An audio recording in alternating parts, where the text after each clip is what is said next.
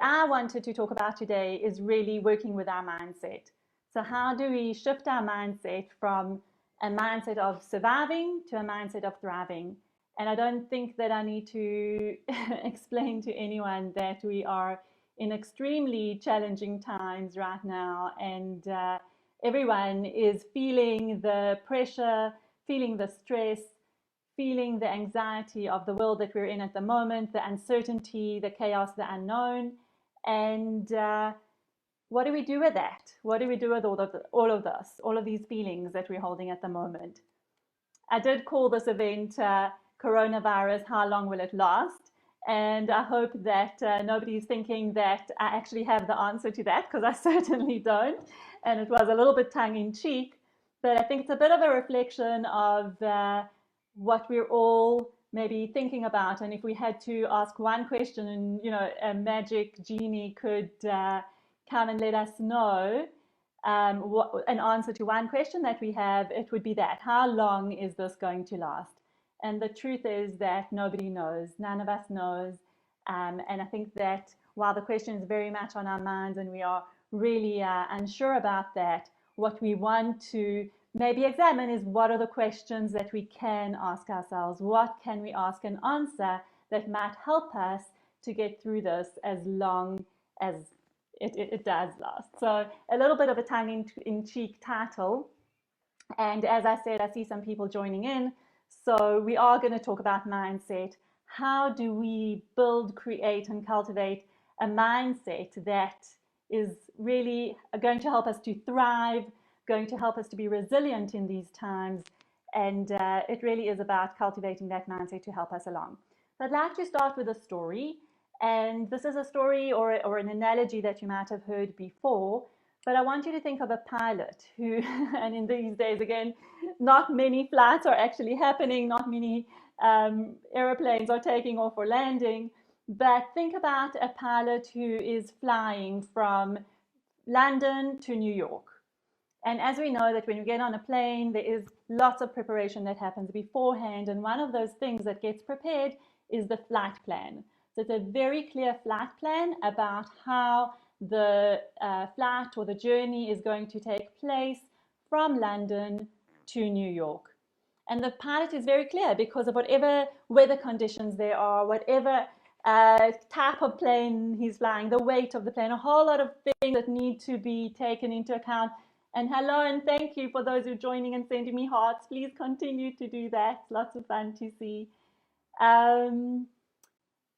The plan and the flight plan for the flight has to be very clear and is very specific to that day and time, aeroplane, load, whatever it is that's being flying that day will need to be planned out very well.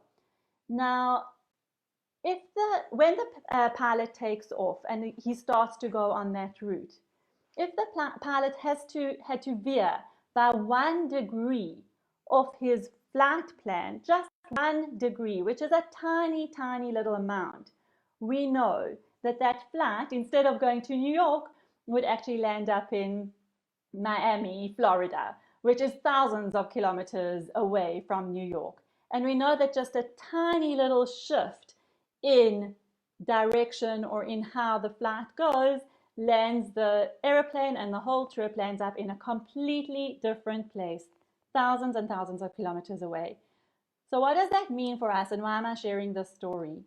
It really is about the fact that we go through life with maybe quite a clear flight plan. We allow for things that could change, challenges that could come in, some by choice and some just imposed on us. And then something gets thrown off and we need to change our flight plan, so to speak. And this is what's happened to us here. We have to change our flight plan quite significantly in these times. It has just landed on us almost overnight. Our life has been thrown into absolute chaos. Everything that we knew for certain is now completely different, completely changed.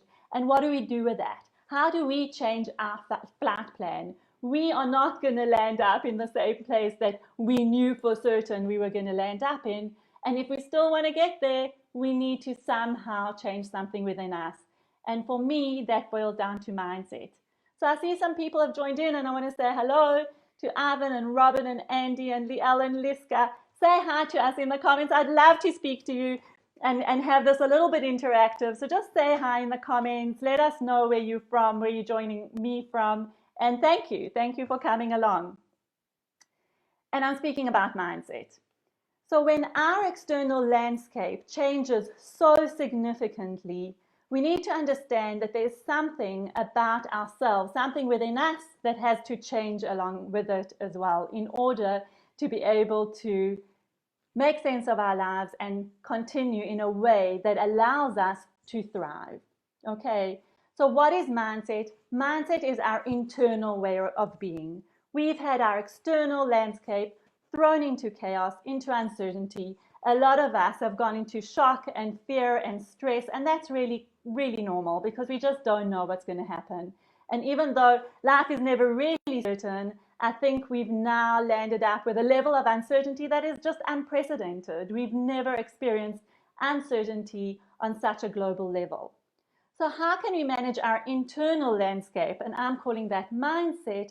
How can we manage that so that we can feel better and feel more empowered to still take control of our life? So I want to go a little bit into what happens to us when we do get thrown into chaos like this. And actually, one of the things that happens is that when we have an extreme event in our life, often unexpected, often without knowing what the outcome is, so incredibly uncertain, it's accompanied with a level of fear and helplessness, a feeling of that we're out of control, and that throws us into absolute shock and fear initially. So that reminds me of a story actually that I read not so long ago in the news that there was a movie star by the name of Jared Leto, and apparently he was on a 12-day silent retreat, no phones, no connection with the outside world. He came out of the retreat and discovered the corona outbreak had really taken on completely different proportions in the time that he had been in the silent retreat, and he had discovered a completely new world, and he was in absolute shock. Same thing apparently happened to the Big Brother program in Germany. They've been in this Big Brother program, and no one's also completely disconnected from the outside world, so they don't even know that this is going on while they're still playing their game of Big Brother. So when you come out like that, it's an absolute shock to the system. And even for us who we've been through it, it's been so unexpected, so huge shock to the system. And what happens to our brain? Our brain immediately goes into survival mode because that's how we're wired. We are wired that when something scary, unexpected, unknown happens to us, where our life is thrown absolutely upside down in this case, we go into survival mode, which is the responses that we've heard about: fight, flight, or freeze. We either want to run away, go under the bed with our blanket, freeze, or kind of fight back. And when our brain is in survival mode, we really operate from a very instinctive place. And one of those natural things that we can do is worry. And why does our brain throw us into worry, especially when we feel a sense of helplessness and we don't really know what's going on? Our brain throws us into worry because our brain then feels or gives us the feeling that we're doing something. Because if there's nothing that we can really consciously know that we can do to change the situation, one thing we can consciously do is worry. And that keeps our brain occupied enough to think, okay, at least I'm doing something to kind of stave away the chaos and the feeling of helplessness. So I'm going to say that this is a natural response, not always a helpful response, and maybe we want to do something with it. And I am going to get to the point where I give you some tips on how to cultivate this mindset of thriving and resilience.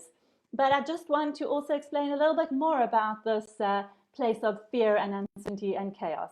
And I call it a mindset of chaos, and I've kind of come up with an acronym for that because we love acronyms. And my acronym for chaos is there's a sense of closing in, a sense of contraction. Sometimes even it's a little bit difficult to breathe. We feel like we're in this shallow breathing, panicked stress response. So we just contracted, we close ourselves in, and we don't feel that we can take those deep, calming breaths that when we're in a stressful situation, our breathing becomes shallow. There's also a sense of heightened emotions. So everything now is just so much worse. Everything we respond to in a very emotional way.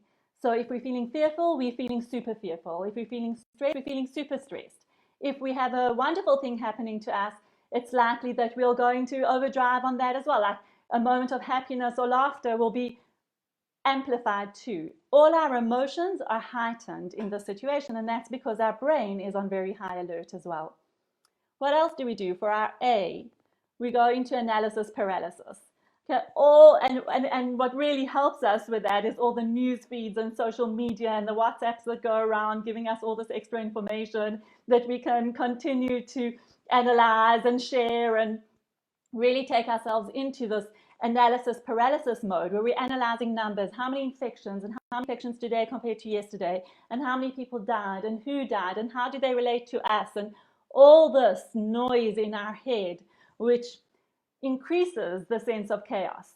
So that's analysis paralysis. I want to add another element to that, which is connected, which is the A for addiction. I think we're all experiencing an even higher level of addiction to social media. I know me, myself as well, I've had to consciously notice that and reduce the level of checking news feeds, checking social media feeds, listening to every WhatsApp movie article that comes out about how we are and at what level and which countries are experiencing what. And why not let's use this opportunity for those of you who are with us, please write in the feed, are you experiencing that absolute need to check in with the news, with social media, with what's going on? So that's a level of addiction because, again, from our brain perspectives, feels like we're doing something, and yet it's something that heightens that level of chaos. That's our A. Our O is out of control. We actually feel that sense of helplessness. It's just out of control, out of our control. There's not much we can do about it. So that adds to the level of chaos. And of course, the S is for stress and shock. Okay, we're thrown into stress. Just from the fact that we're human, we are going to feel a level of stress. We're going to feel a level of shock and upsetness around how can this be happening? Whatever plans I've had for my life now needed to change so drastically, and I don't know when we'll get back on track. That level of uncertainty causes a huge amount of stress. So if I just repeat that for our chaos was closing in contraction, heightened emotions, analysis paralysis and addiction, a sense of feeling out of control, and that stress and shock is the acronym for chaos. And this is what happens to us. We get thrown into chaos.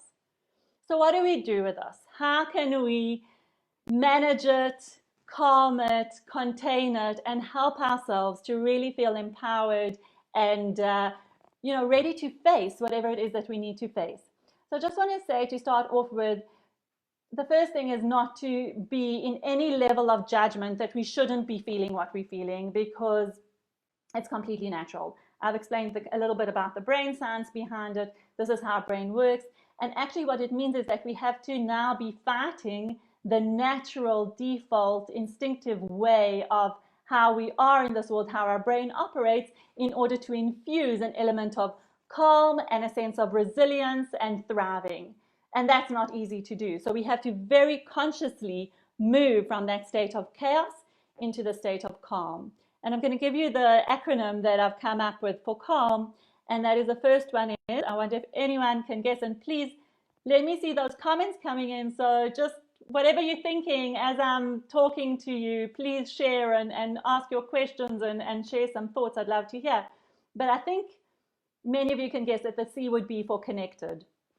So even though we are distancing, we are not able to be together, there's a huge sense of isolation and physical disconnection, we can still very much stay connected and make sure that we're connecting with each other.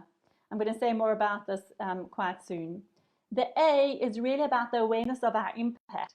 And this particular situation with the coronavirus has never made us more, there's never been anything that's made us more aware of our impact on others.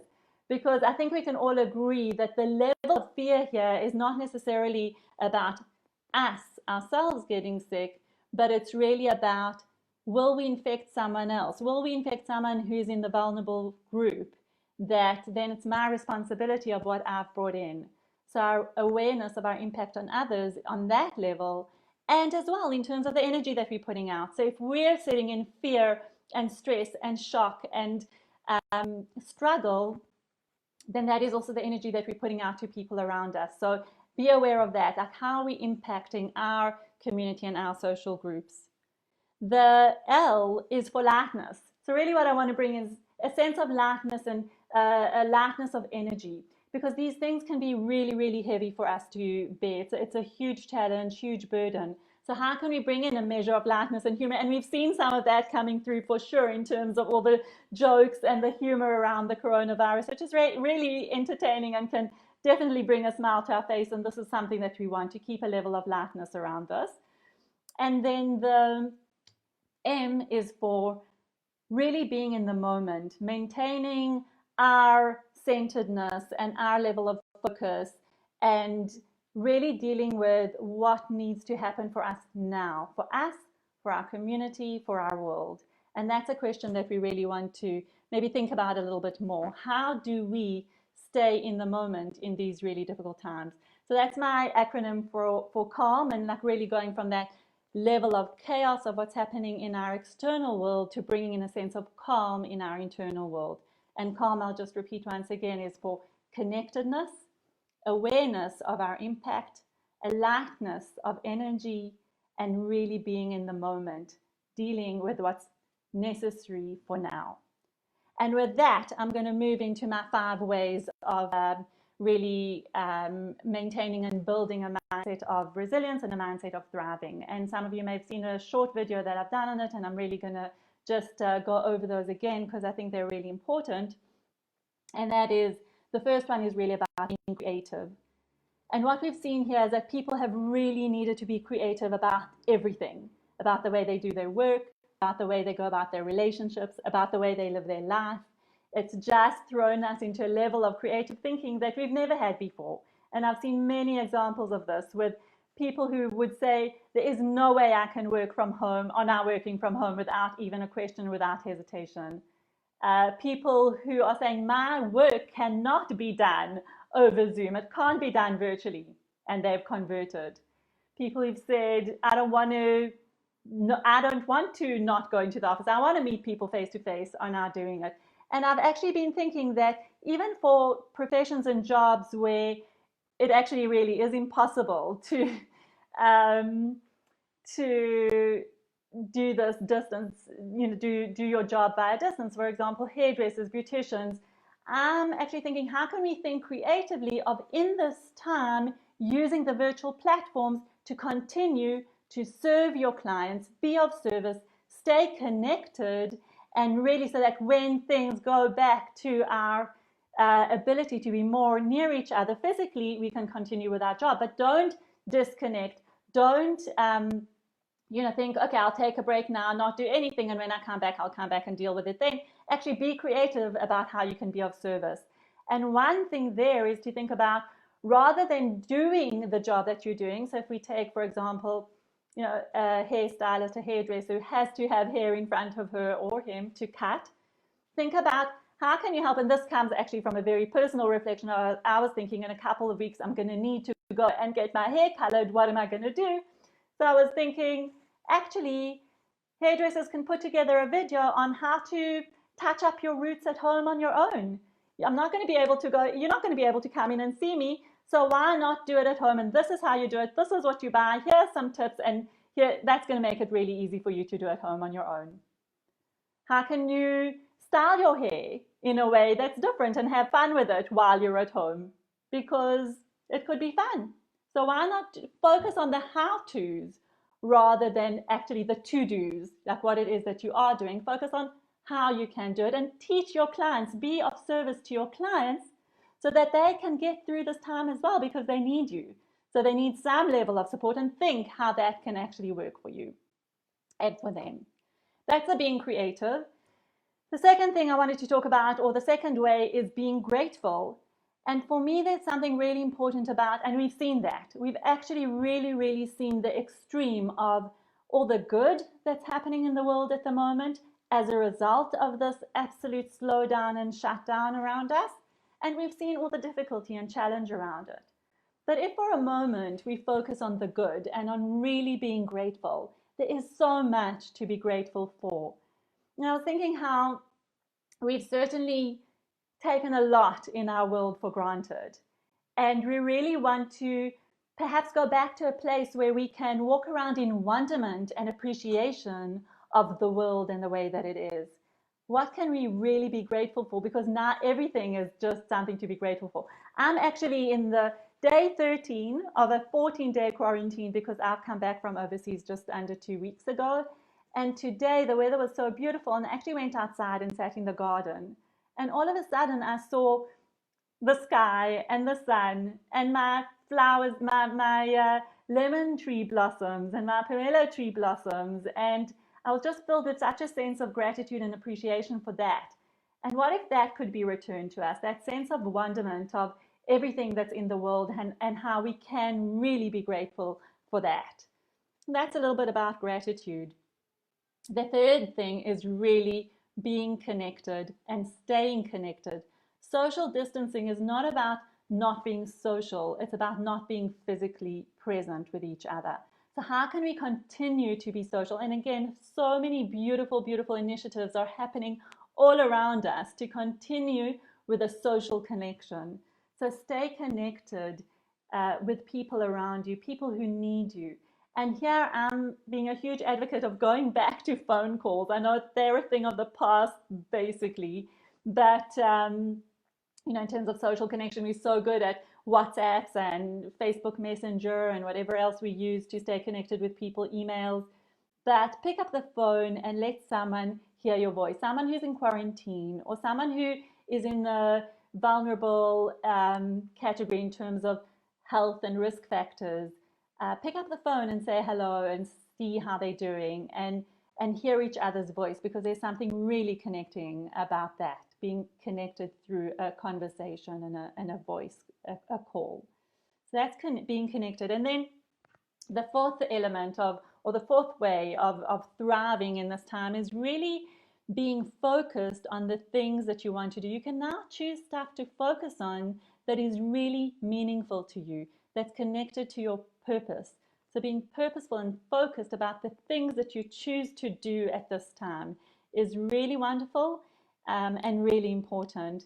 And this is a little bit about what I was talking about earlier, the opposite of that addiction to social media, Netflix. I know it's great, and sometimes all you want to do is sit and watch a series, and I'm guilty of that too. It's a lot of fun and it allows you to switch off. But notice that it's not falling into that place of addiction where you just, in an unfocused way, going from one episode to the next, going from one news article to the next, from one thing to the next, that is actually increasing your anxiety levels.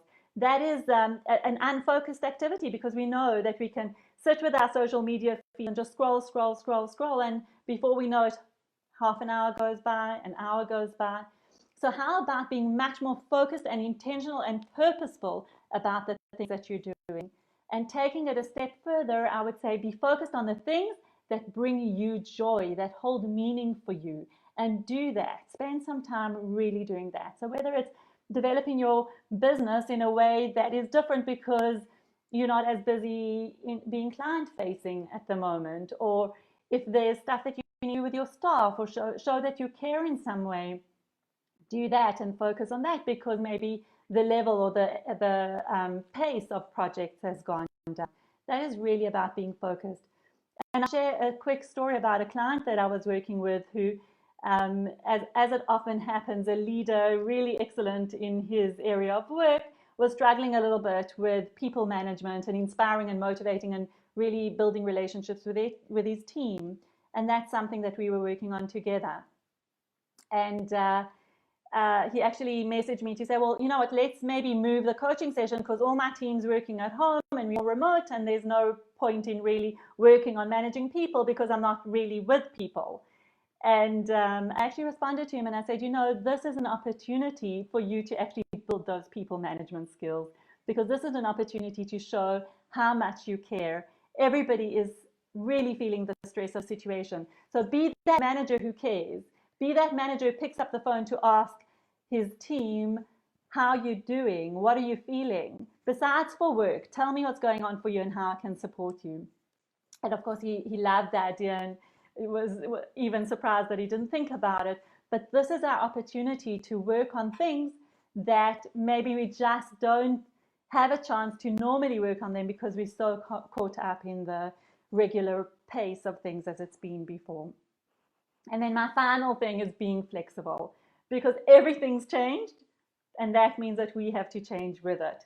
So we have to be flexible in our approach to really absolutely everything. And also in terms of, if I hear so much judgment around, oh, can you believe these people are going to the beach or these people are going shopping? Be flexible in your approach to them as well. If someone doesn't behave the way you want, or someone doesn't do something that you want, let's be flexible. Let's be flexible about how we do things, because we have to. We have to be agile around the situation and find different ways to work, to be together, and to relate. And really, really to try and suspend judgment. So I want to end off. We've got a couple of minutes. I really don't want to go over the half hour here. But what I do want to say is that I found this beautiful quote from Maya Angelou that I would love to share with you, because I think it really applies to life in general and probably worth remembering at this time as well. And she says this: "My mission in life is not merely to survive, but to thrive, and to do so with some passion, some compassion, some humor, and some style." And I think that's really what we want to do. We want to be able to go through this period with some passion, some compassion, some humor, and some style. And for me, if we think about ourselves going through this period, as we go through it, we don't know how long it will be. We know that things are very different now, and hopefully they will be different when we come back to it. But maybe let's give a little bit of thought as we go through it to, when we do come out on the other side, what would we have really want to learn from this?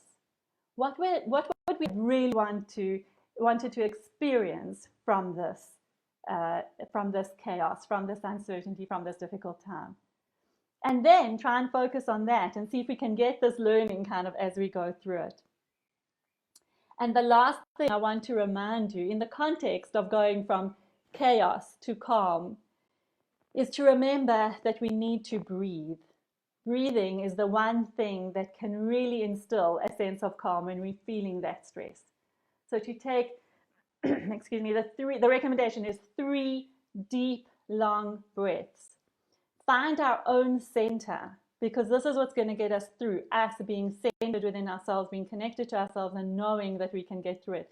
So finding our center, taking 3 deep, calming breaths, and being like that bamboo or that palm tree that can sway in the wind, can be knocked about with all the challenges that are happening, but continue to be grounded, centered, knowing who we are, and being able to navigate our way through this chaos and uncertainty and turbulent times.